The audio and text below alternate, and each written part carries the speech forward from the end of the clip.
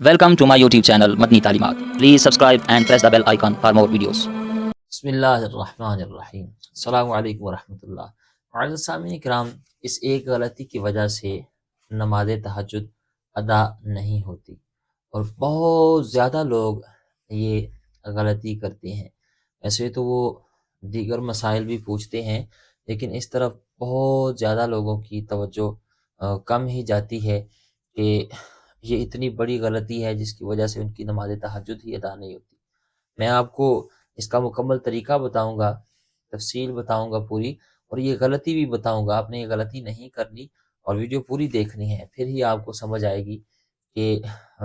یہ نماز تہجد جو ہے اس کی فضیلت کیا ہے، اس کی رکعتیں کتنی ادا کرنی ہیں،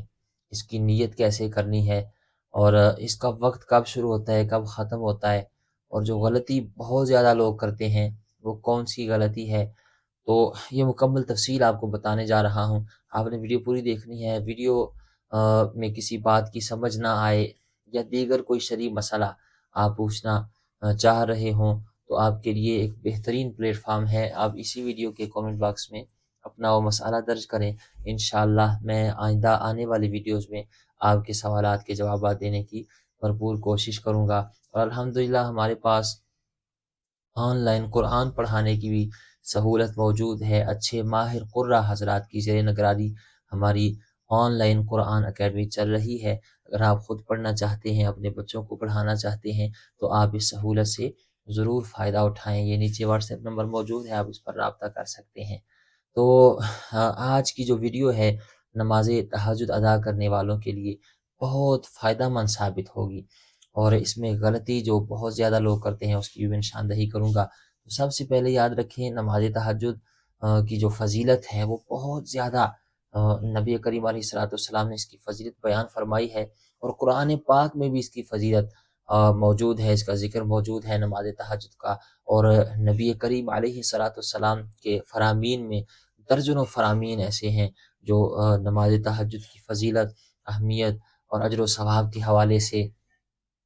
نبی پاک علیہ السلام کے فرامین موجود ہیں۔ آقا کریم صلی اللہ تعالی علیہ وآلہ وسلم نے اس نماز کے بارے میں ارشاد فرمایا، حدیث ہے، حدیث کا مفہوم ہے، نبی کریم علیہ السلام نے ارشاد فرمایا کہ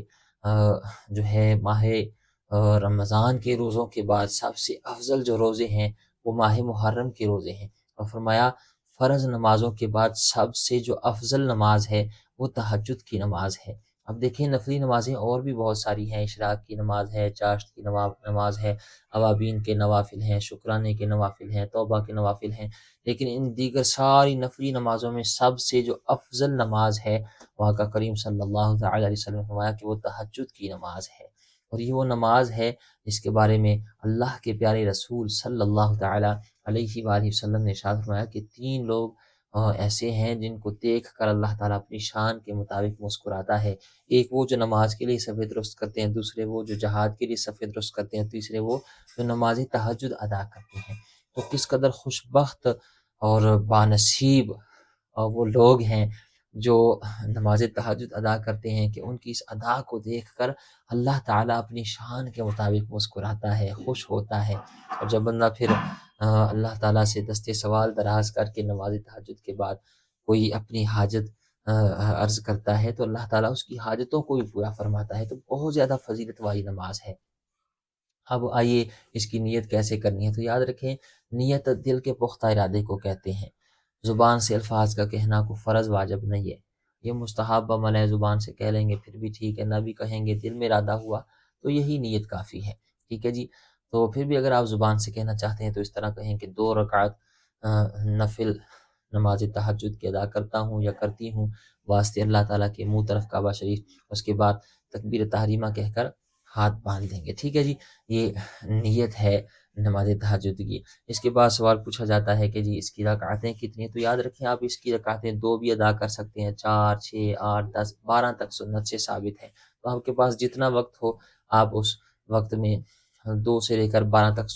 جو اس کے نوافل ہیں تہجد کے وہ ادا کر سکتے ہیں، ٹھیک ہے جی۔ ایک اور سوال پوچھا جاتا ہے کہ اس میں سورہ اخلاص کتنی بار پڑھنی ہے، تو یاد رکھیں سورہ اخلاص ہی نماز تہجد میں پڑھنا یہ کوئی ضروری نہیں ہے، کہ سورہ اخلاص ہی پڑھیں گے تو پھر نماز تہجد ادا ہوگی، ایسا نہیں ہے، آپ کوئی اور صورت بھی پڑھ سکتے ہیں، ٹھیک ہے جی، لیکن اگر سورہ اخلاص ہی پڑھنا چاہتے ہیں تو پھر بھی کوئی حرج نہیں ہے۔ اب یہ سوال پوچھا جاتا ہے جی کتنی بار پڑھنی ہے، 8 بار، 4 بار، 6 بار؟ تو یاد رکھیں کوئی فرض واجب نہیں ہے، اگر کوئی ایک مرتبہ سورہ اخلاص ایک رکعت میں پڑھتا ہے تو اس کی بھی نماز تہجد ادا ہو جائے گی، اور اگر کوئی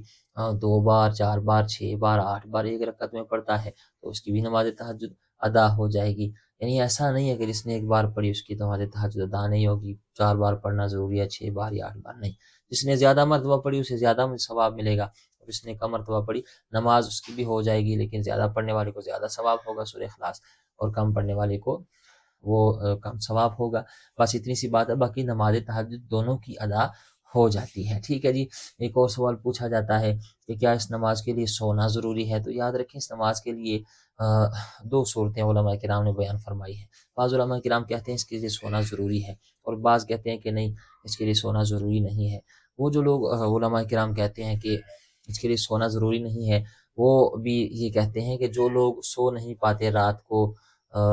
ان کو نیند کا مسئلہ ہے، رات کو نیند آتی ہی نہیں، یا پھر وہ رات کو کوئی ڈیوٹی کوئی جاب وغیرہ کرتے ہیں، رات کو سونے کا موقع ہی نہیں ملتا، تو ان لوگوں کے لیے علماء کرام نے، بعض علماء کرام نے لکھا ہے کہ پھر وہ سوئے بغیر بھی نماز تہجد ادا کر سکتے ہیں، لیکن افضل اور بہتر یہی ہے، جس پر زیادہ علماء کرام متفق ہیں، وہ یہی ہے کہ اس نماز کے لیے سونا ضروری ہے، چاہے 10 منٹ ہی کیوں نہ ہو، آدھا گھنٹہ ہی کیوں نہ ہو، آپ سوئیں، اس کے بعد اٹھیں اور نماز تہجد آپ ادا کریں۔ اب اس کا وقت کب شروع ہوتا ہے، کب ختم ہوتا ہے؟ تو یاد رکھیں اس کا وقت شروع ہوتا ہے جب آپ عشاء کی نماز کے 4 فرض پڑھ لیتے ہیں، تو اس کے بعد پھر آپ وہ سنت نوافل ادا کرنے کے بعد اس کا وقت شروع ہو جاتا ہے، ٹھیک ہے جی، اور اس کا وقت ختم ہوتا ہے جیسے ہی فجر کی نماز کا وقت شروع ہوتا ہے، تو اس کا وقت پھر وہ نماز تہجد کا وقت ختم ہو جاتا ہے۔ اب وہ جو غلطی بہت زیادہ لوگ کرتے ہیں جس کی وجہ سے ان کی نماز تہجد ادا ہی نہیں ہوتی، وہ یہ غلطی کرتے ہیں کہ اب دیکھیں جو فجر کی نماز کا وقت شروع ہو جاتا ہے، اور شروع ہونے کے آدھا گھنٹہ بعد، 15 منٹ بعد، 20 منٹ بعد اذان فجر کی ہوتی ہیں، تو بہت سارے لوگ کیا کرتے ہیں، وہ یہ غلطی کرتے ہیں، وہ صبح اٹھتے ہیں تو سنتے ہیں جی ابھی اذانیں نہیں ہوئی، تو وہ کہتے ہیں جی چلو جی تہجد کی نماز ادا کر لو۔ تو یاد رکھیں بہت ساری، بلکہ اکثر مساجد میں ہوتا اسی طرح ہے کہ فجر کی اذان کا، فجر کی نماز کا وقت پہلے شروع ہو جاتا ہے، اور اذانیں کچھ دیر کے بعد پڑھی جاتی ہیں، تو آپ نے اذان یعنی یہ نہیں کہنا کہ اذان نہیں ہوئی تو تہجد کی نماز کا وقت ابھی باقی ہے میں ادا کر لیتا ہوں، ایسا نہیں ہے۔ آپ نے یہ دیکھنا کہ فجر کی نماز کا وقت شروع ہوا ہے یا نہیں، اگر تو فجر کی نماز کا وقت شروع ہو چکا ہو تو پھر تہجد کی نماز ادا نہیں ہوگی، کیونکہ نماز کے لیے اس کا وقت ہونا ضروری ہے، ٹھیک ہے جی۔ تو اگر فجر کی اذان چاہے ہوئی ہو یا نہ ہوئی ہو، اگر فجر کی نماز کا وقت شروع نہیں ہوا تو اس سے پہلے پہلے آپ جو ہے وہ نماز تہجد ادا کر سکتے ہیں۔ تو اس کے لیے آپ گھر میں کیلنڈر رکھ لیں، یا پھر موبائل میں وہ پرے ٹائم نماز کی جو ایک ایپ ہے پلے اسٹور سے، وہ آپ ڈاؤن لوڈ کریں، اس میں روزانہ کی بنیاد پر دیکھیں کہ فجر کی نماز کا وقت کب شروع ہو رہا ہے، تو فجر کی نماز کا وقت شروع ہونے سے پہلے پہلے آپ نماز تہجد ادا کر سکتے ہیں۔ تو یہ غلطی بہت زیادہ لوگ کرتے ہیں، جو لوگ فجر کی نماز کے وقت میں تہجد کی نماز ادا کرتے ہیں ان کی نماز نہیں ہوتی، فجر کی نماز کا وقت شروع ہونے سے پہلے پہلے آپ نے تہجد کی نماز ادا کرنی ہے، ٹھیک ہے جی۔ اللہ تعالی ہمیں نماز پنجگانہ کے ساتھ ساتھ نماز تہجد کی پابندی کی بھی توفیق عطا فرمائے۔